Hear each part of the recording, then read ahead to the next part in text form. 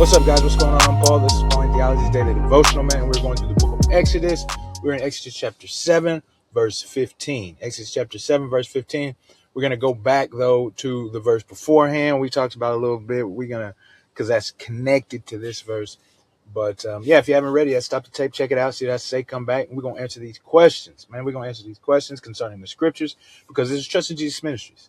What we want to do here is help you to trust in Jesus more each and every day, and we do that by reading through the scriptures to know who Yahweh is. If you don't know Yahweh, man, get to know him. Get to know him. So, if you've already read it, let's jump into it, man. The first question we ask concerning the scriptures is what's actually going on. And so as you read through, you stopped the tape, you saw what it has to say. What is it saying? We got to the next thing, stage 2. The first strike, or I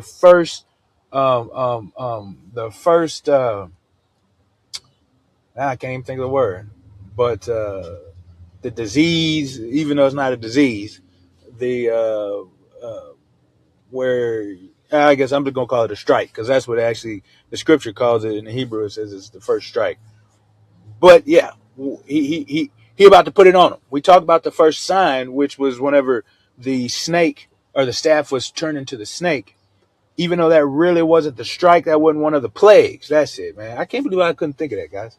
The 10 plagues is that's what we talk about when we talk about Moses and Pharaoh and the war of gods, is the plagues, but the strikes. But this is the first one. This is the first plague, and this is the turning of the water into blood. And so what happens is, you see, Moses is talked to by God, and God says to him, we said we're going to start with 14. He says, man, the heart of Pharaoh is heavy.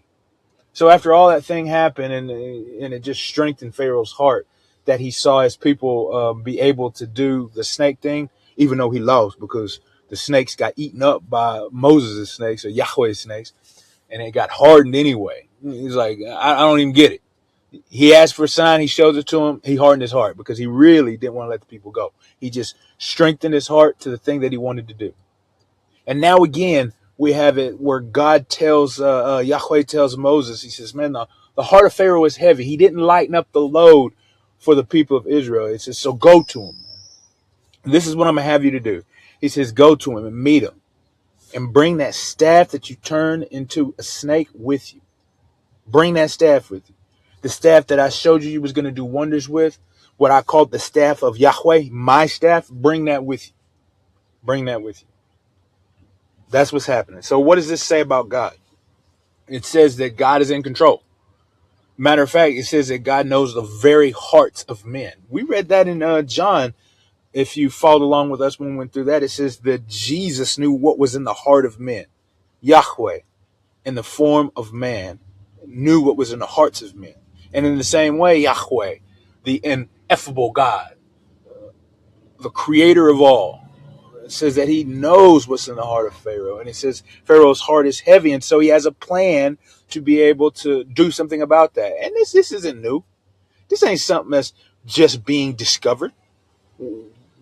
Yahweh said this to Moses when he first called and commissioned him.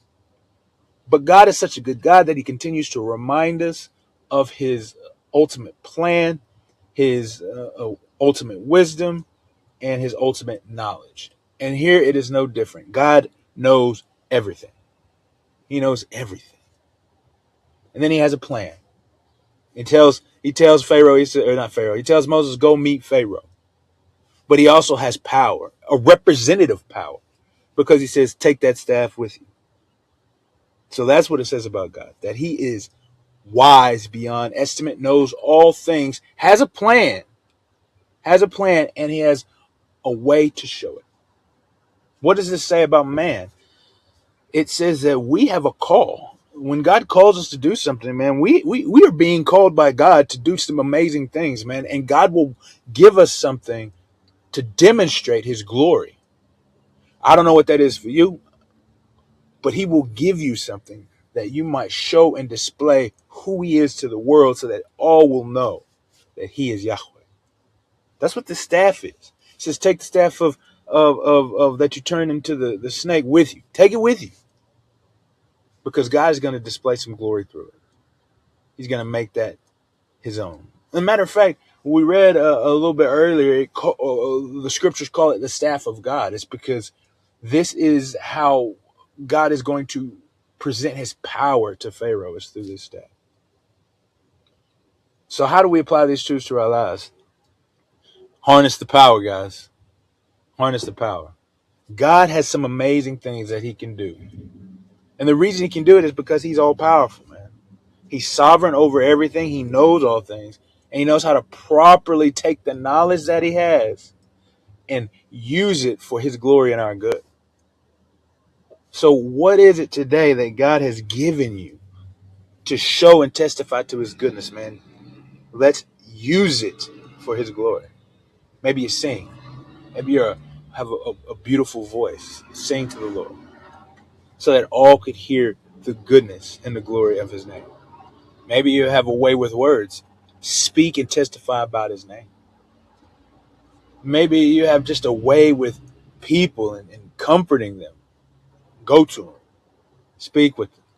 Comfort them. So they might see the goodness of Yahweh. Take whatever it is that God has displayed his glory in you with you so that you can display his name. Hey, I appreciate you guys for listening. And we're going to get further into this next strike, this next play.